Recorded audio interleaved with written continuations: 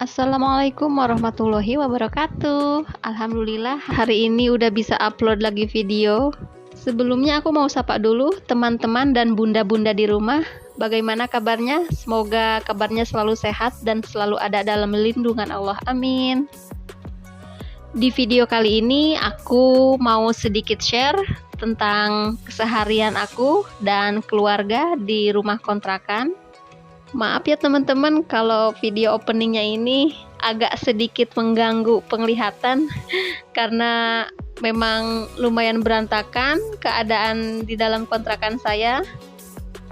Padahal ini cuma 1 hari doang aku nggak beres-beres, nggak rapi-rapi rumah, tapi nyatanya berantakannya luar biasa. Jadi 1 hari yang lalu itu aku habis vaksin COVID-19, vaksin ketiganya, booster. Dan efek sampingnya itu lumayan cukup mengganggu ya di badan karena saya merasakan meriang dan semua badan itu pegel-pegel. Alhamdulillahnya 2 hari kemudian meriangnya sudah hilang, tapi sedikit pegal-pegalnya masih ada di badan.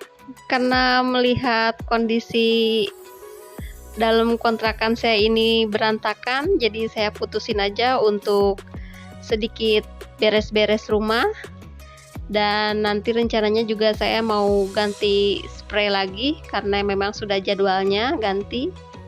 Ini saya lanjut buka sarung bantal, sarung guling dulu karena udah kotor.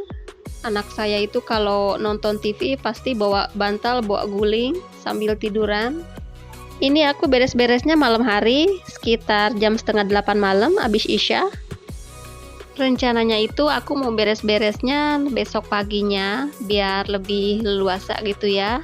Anak saya masih tidur, suami juga masih tidur. Aku beres-beres itu biasanya lebih leluasa pokoknya. Tapi ternyata nggak bisa dibesokin.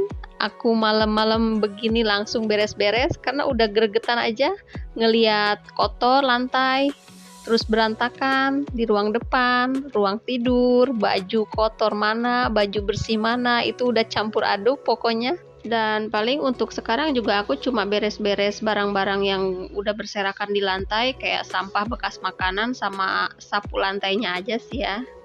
Kalau untuk pel lantainya aku kerjain besok pagi aja. Jadi memang bener ya teman-teman, seorang ibu itu gak boleh sakit lama-lama.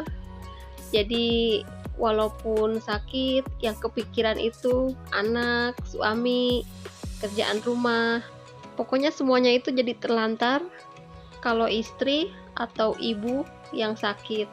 Beda lagi kalau misalnya yang sakit itu anak atau suami, itu pasti seorang istri atau ibu itu bisa mengerjakan semuanya. Rumah terurus, anak yang sakit atau suami yang sakit juga insya Allah pasti terurus. Makanya kalau saya pribadi, kalau misalnya udah berasa badan ini gak enak atau kurang enak, pasti saya usahakan langsung minum obat. Walaupun terkadang memang dipaksa ya sama suami gitu, ayo minum obat gitu kan, biar cepet sembuh. Kadang memang akunya juga ngeyel kalau udah sakit baru minum obat. Jadi memang kunci sehatnya rumah tangga itu bukan hanya saling terbuka antar pasangan suami istri, tapi memang kita harus saling pengertian juga, harus saling bantu, gotong royong di dalam rumah tangga itu antara istri, suami, dan anak juga. Jadi kita usahakan anak itu kita libatkan dalam keseharian kita di rumah. Dan itu yang saya terapkan sekarang kepada anak saya. Insya Allah nantinya anak-anak juga akan punya rasa empati, rasa peduli yang tinggi. Dan bukan hanya kepada orang tuanya, tapi insya Allah kepada orang lain juga dia akan menerapkan apa yang kita didik sebagai orang tua kepada anak. Dan insya Allah itu semua tidak akan sia-sia.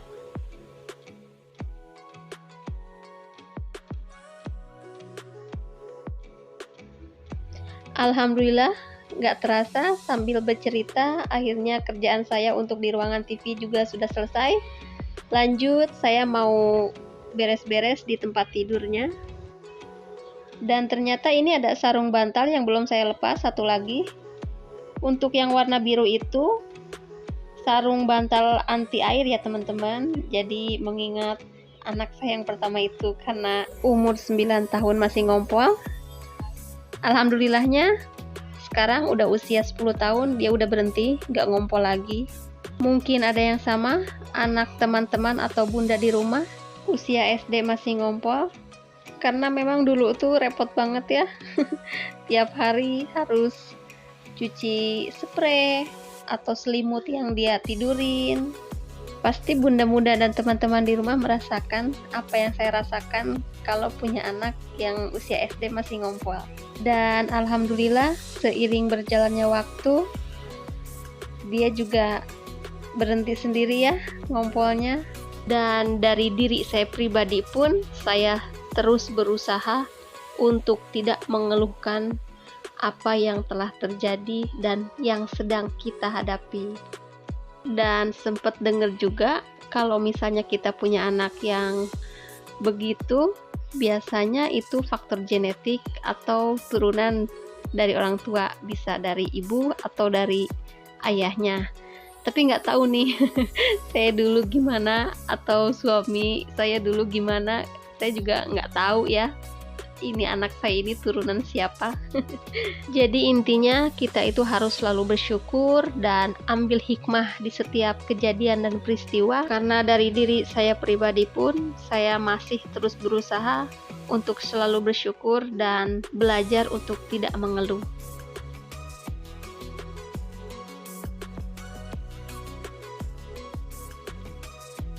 Dan ini dilanjut, saya udah lepasin spray yang kotornya, lalu saya sapu-sapu dulu di bagian bawah kasurnya.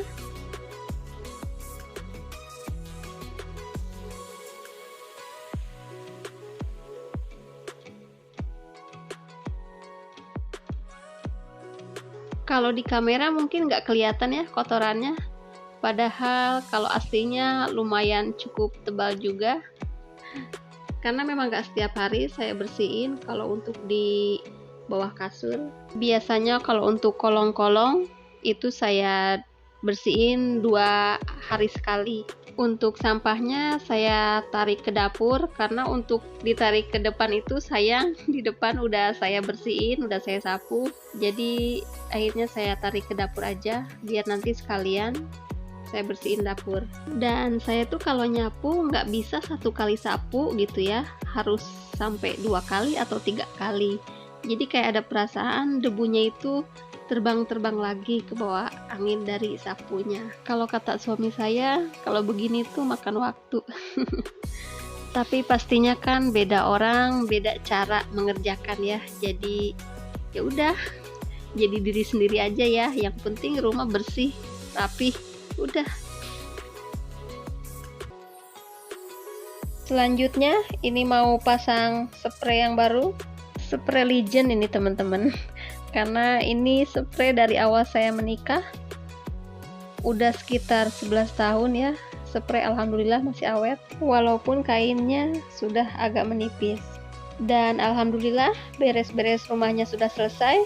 Untuk yang sudah menonton, saya ucapkan terima kasih. Sampai jumpa di video selanjutnya. Wassalamualaikum warahmatullahi wabarakatuh.